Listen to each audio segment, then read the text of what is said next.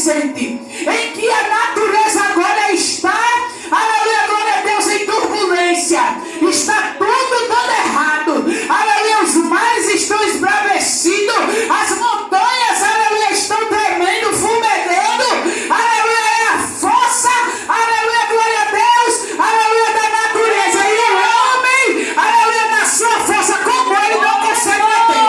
Quem consegue deter uma enchente? Qual é o aparelho que consegue deter uma enchente? Alabarga sobre, ergue sobre, arrompe esse nome dentro do mar, não há quem possa deter.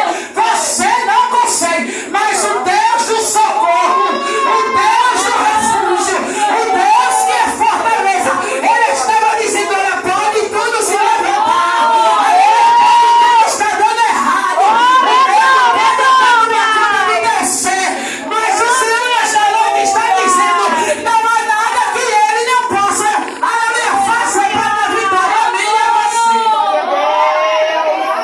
Aleluia, glória a Deus. Aí é quando o Senhor ele pega, aleluia, o salmista, e ele faz uma transição, irmãos. Aleluia, glória a Jesus. Se você for ver, no primeiro versículo, no primeiro verso ao verso de número 3, o Senhor está falando de proteção. Aí no verso 4 até o verso 7º, ele está falando da presença de Deus. Ele está mostrando a presença naquele lugar. Aleluia, glória a Jesus. A Bíblia diz que a natureza em fúria, aleluia, glória a Deus, atormentou, amedrontou. Mas o Senhor disse: olha, eu sei que com as tuas forças tu não pode, mas se eu estiver no negócio, se eu estiver à frente da minha frente, se Jesus vai na frente, aleluia, no teu causa, da tua causa, da tua situação, não há nada que seja impossível a Ele. Nesta noite já foi dito que para Deus nada é impossível. Glória, glória, glória, glória. Aí agora vai dizer assim, olha: há um rio cujas correntes alegram a cidade de Deus, o santuário das moradas do Altíssimo.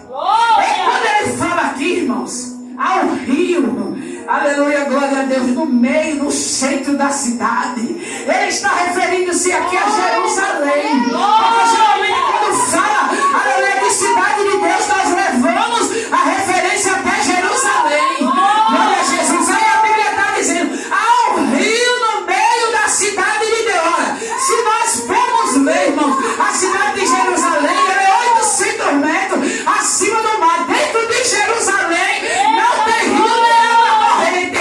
Mas quando Deus ele determina algo para a tua vida, ele faz caminho no meio do monte, ele sobe água, ele desce água, ele abre porta, ele fecha a cova, ele faz mais que isso para dar vitória a mim e a você. E ele está dizendo: dentro da cidade tem que haver um rio que jorre água.